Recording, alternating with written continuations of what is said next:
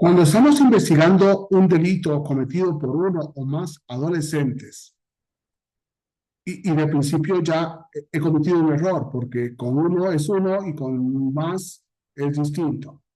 Y por eso, lógicamente, que hay unas diferencias entre las conductas, entre los adolescentes, entre los grupos etarios y, por tanto, los delitos.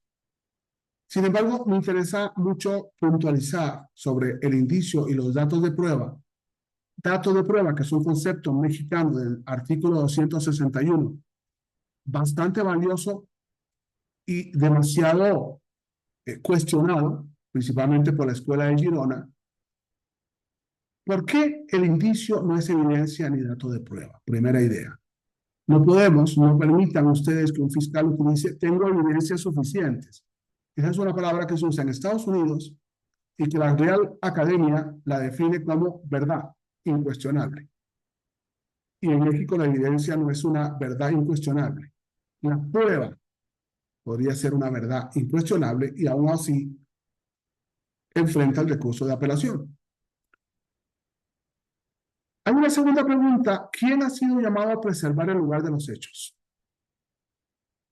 ¿Por qué? Porque si nos recordamos los sujetos, cuando tenemos un lugar de hechos con un detenido adolescente, el adolescente tiene que estar ahí donde fue detenido.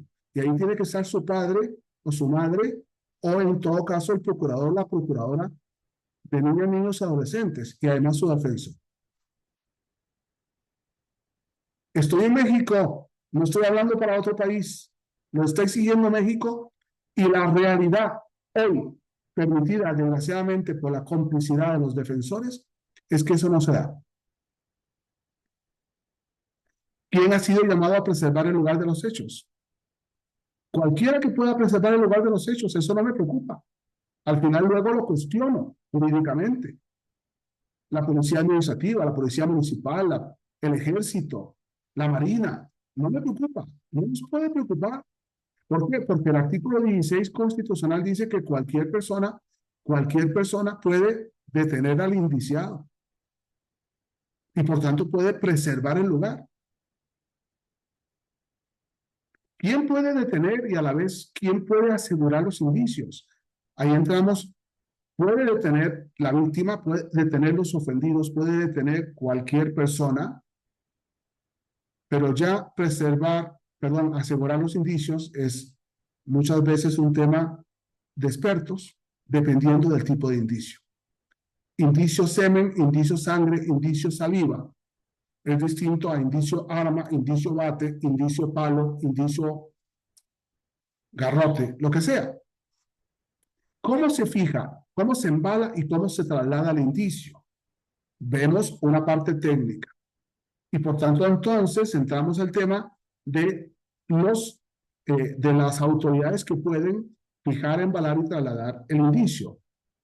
¿Cómo se embala en México? En México, por ejemplo, se fija el indicio a través de croquis y planos, pero principalmente a través de fotografías.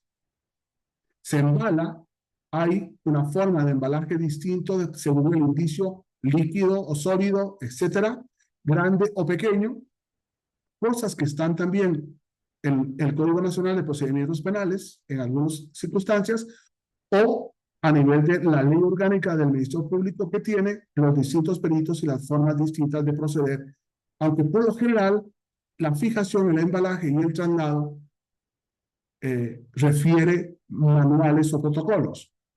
Sin embargo, es muy importante que el traslado, que hace referencia a la cadena de custodia, está determinado en el 227-228 del Código Nacional de Procedimientos Penales. ¿Qué proceso se exige el indicio en el laboratorio? Importantísimo, porque viene una especialidad desde el punto de vista técnico-jurídico para el procesamiento del indicio y dependiendo de qué laboratorio. Distinta a la autopsia, al ADN, a grafoscopía, a grafología.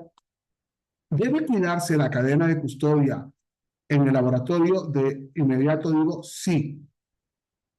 ¿Por qué el indicio debe ser procesado para convertirse en dato de prueba? Porque lógicamente pensemos que aunque tengamos un cuerpo muerto con un cuchillo clavado en el corazón, posiblemente la autopsia nos diga que el cuchillo se clavó después cuando ya estaba muerto y con lo cual entonces el cuchillo no fue el que lo mató. Qué importante es el proceso de todos los indicios. ¿Y por qué una evidencia es dato de prueba? ¿Por qué una evidencia es dato de prueba? Bueno, porque como no podemos utilizar en México el concepto de evidencia, usamos el concepto que consta en el Código Nacional de Procedimientos Penales, que es el concepto de dato de prueba. Una serie de preguntas con una serie de respuestas que nos van a llevar a horas y horas y horas de estudio del proceso para adolescentes en México. Muchas gracias.